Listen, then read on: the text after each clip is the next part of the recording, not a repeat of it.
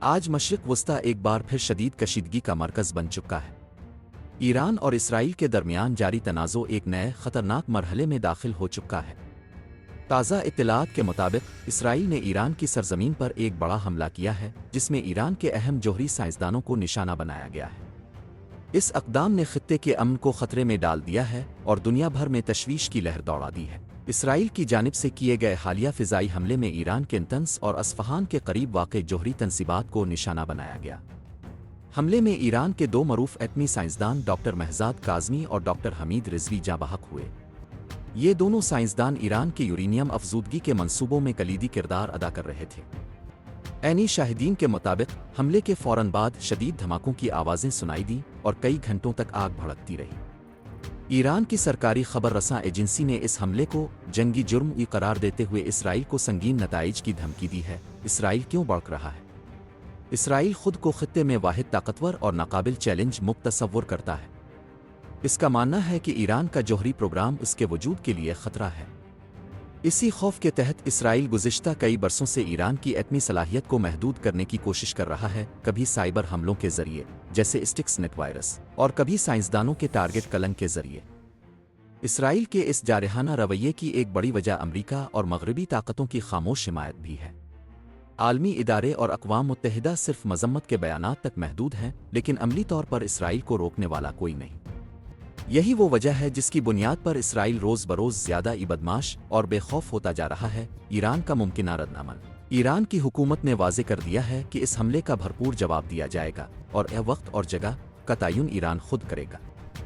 دفاعی ماہرین کا کہنا ہے کہ ایران کی جوابی کارروائی براہ راست اسرائیل پر ہو سکتی ہے۔ اب وہ شام، لبنان اور یمن میں اپنے اتحادی گروپوں کو اسرائیلی اہداف پر حملے کا حکم دے سکتا ہے۔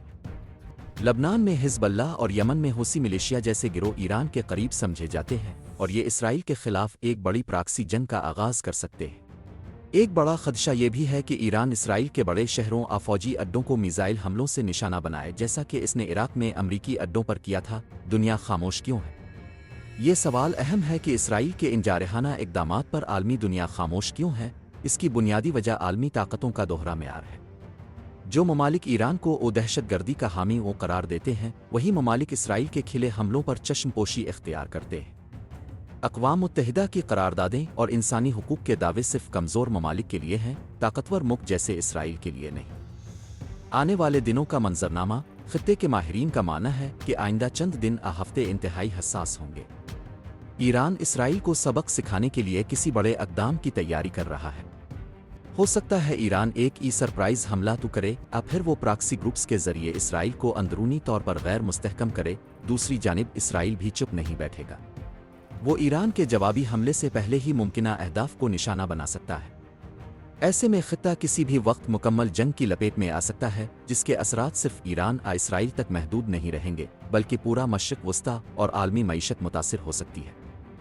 اس وقت دنیا ایک نازک موڑ پر کھڑی ہے۔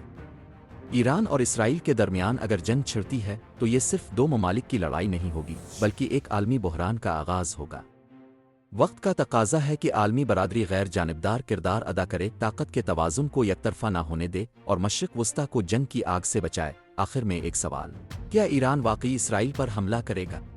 کب اور کیسے؟ یہ سوال فی الحال ایران کی قیادت کے دل میں دفن ہے، لیکن حالات اور جذبات جس طرف جا رہے ہیں، اس کا جواب ہاں کے بہت قریب ہے۔